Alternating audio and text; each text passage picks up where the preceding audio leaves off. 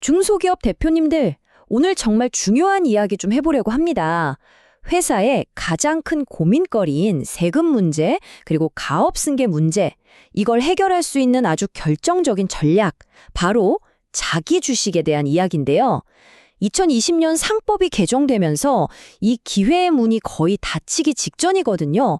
바로 지금 우리가 뭘 해야 하는지 명확하게 한번 짚어보겠습니다. 아마 이 질문 많은 대표님들 밤잠 설치게 하는 고민일 겁니다. 세금은 왜 이렇게 자꾸 늘어나는 것 같고 평생을 바쳐 일군 내 회사를 어떻게 하면 안전하게 다음 세대로 넘겨줄 수 있을까 막막하시죠? 그런데 만약에 말이죠. 이 모든 문제를 한 방에 해결할 수 있는 만능 열쇠, 즉 마스터키가 있다면 어떨까요?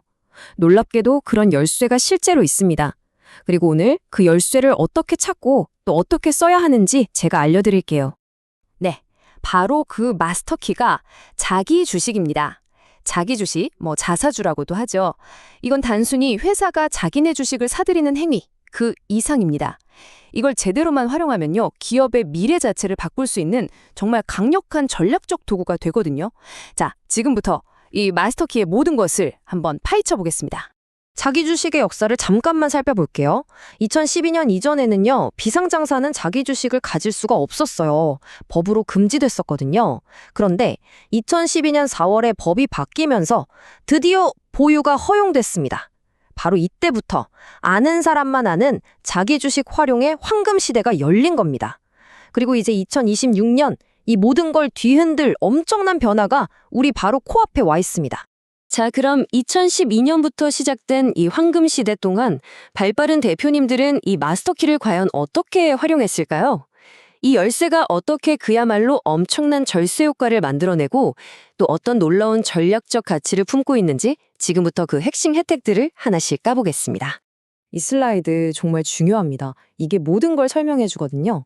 자기 주식을 회사에 팔아서 생긴 돈은요, 대표님 월급이랑 합쳐서 높은 세율을 때려 맞는 종합소득이 아니에요. 별도로 떼어서 계산하는 양도소득이죠. 이게 왜 그렇게 중요하냐고요? 세율 자체가 낮기도 하지만 건강보험료에도 전혀 영향을 안 주거든요. 특히 고소득 대표님들께는 그야말로 압도적으로 유리한 조건인 겁니다. 여러분, 상상이 가시나요? 2012년에 이 제도가 처음 허용됐을 때 양도세율은 단 10%였습니다. 100억 원의 이익을 내도 세금은 딱 10억 원이었던 거죠. 수많은 1세대 창업주들이 이 기회를 통해서 부를 이룰 수 있었던 비밀이 바로 여기에 숨어 있었습니다. 자, 첫 번째 활용법은 바로 인재 경영입니다. 회사가 가지고 있는 자기 주식을 직원들한테 보상으로 주면 직원들은 그냥 월급쟁이가 아니라 우리 회사라는 주인의식을 갖게 되겠죠.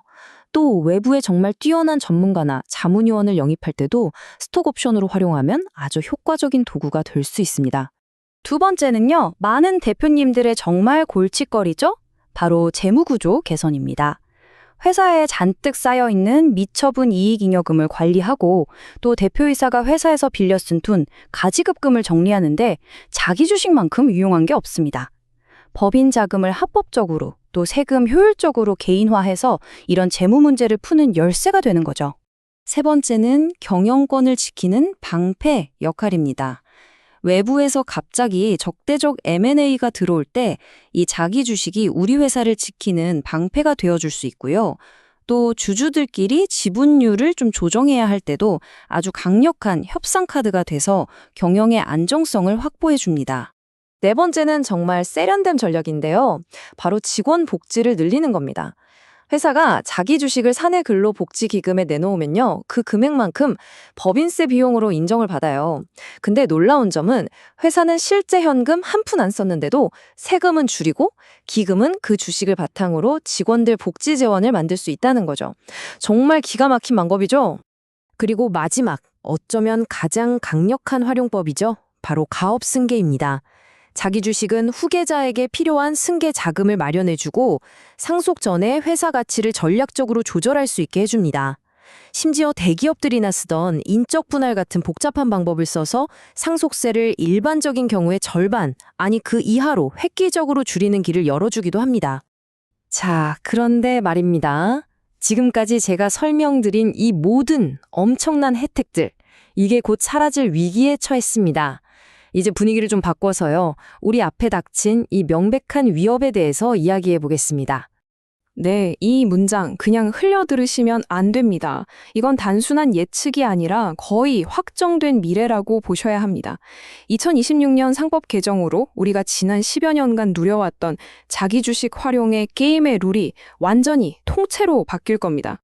핵심적인 법의 변화는 바로 이겁니다. 의제 배당. 말이 좀 어렵죠? 배당으로 본다는 뜻인데요.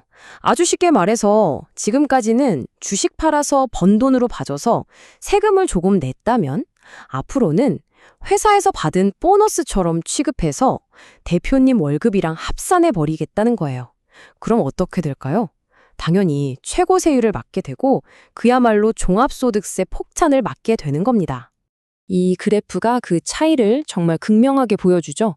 왼쪽이 지금 우리가 누리는 낮은 세금 부담, 오른쪽이 법 개정 이후에 맞닥뜨리게 될 엄청난 세금 부담입니다. 그 차이가 어마어마하죠. 지금까지의 절세 효과는 사실상 없어진다고 봐도 과언이 아닙니다. 자, 그럼 이제 어떻게 해야 할까요? 문제만 이야기하고 끝낼 순 없죠. 이 닫히는 문 앞에서 우리가 반드시 취해야 할 명확하고 실행 가능한 행동 지침, 제가 딱 정리해드리겠습니다. 이 말처럼 정말 시간이 얼마 남지 않았습니다. 이 긴박함을 느끼셔야 해요. 그리고 지금부터 제가 말씀드릴 이 세 가지 계명, 이건 정말 반드시 머릿속에 새겨두셔야 합니다. 바로 이 세 가지입니다. 첫째, 시간이 없습니다. 지금 당장 해야 합니다. 둘째, 모든 주주에게 공평한 기회를 줘야 합니다. 셋째, 자기 주식을 영원히 들고 있을 순 없어요. 반드시 출구 전략이 필요합니다. 자, 하나씩 자세히 짚어보겠습니다. 첫 번째, 그리고 사실상 가장 중요한 계명입니다. 바로 시간이죠. 망설일 여유가 없습니다. 정부는 그동안의 과세 형평성 문제를 해결하려고 이 법 개정을 수년간 준비해 왔습니다. 이제 그 실행이 정말 초읽기에 들어간 만큼 현재의 혜택을 안전하게 누릴 수 있는 시간 얼마 남지 않았습니다. 두 번째는 법적인 리스크를 피하기 위한 필수 조건입니다. 자기 주식을 취득할 때는요, 반드시 모든 주주에게 우리 회사가 주식 살 건데 파실 분? 하고 공평하게 기회를 줘야 합니다. 2021년 대법원 판례에서 이걸 아주 명확하게 못 박았어요. 만약 특정 주주한테만 유리하게 진행하면 부당 행위로 봐서 그동안 받았던 세금 혜택 전부 다 토해내야 할 수도 있습니다. 자, 마지막 세 번째 계명. 이게 어쩌면 제일 중요할 수도 있습니다. 정말 집중해서 들어주세요. 자기 주식은 세법상 사업과 무관한 자산으로 분류됩니다. 이게 무슨 뜻이냐면요. 가업상속공제 같은 어마어마한 승계 관련 세금 혜택을 전혀 받을 수 없다는 의미입니다. 실제로 한 회사는 이걸 모르고 증여했다가 12억 원의 세금을 추가로 얻어맞았습니다. 자기 주식을 사는 것만큼이나 중요한 게 이걸 어떻게 정리할지에 대한 출구 전략을 처음부터 계획해야 하는 이유입니다. 결론은 명확합니다. 더 이상 미룰 시간이 없습니다.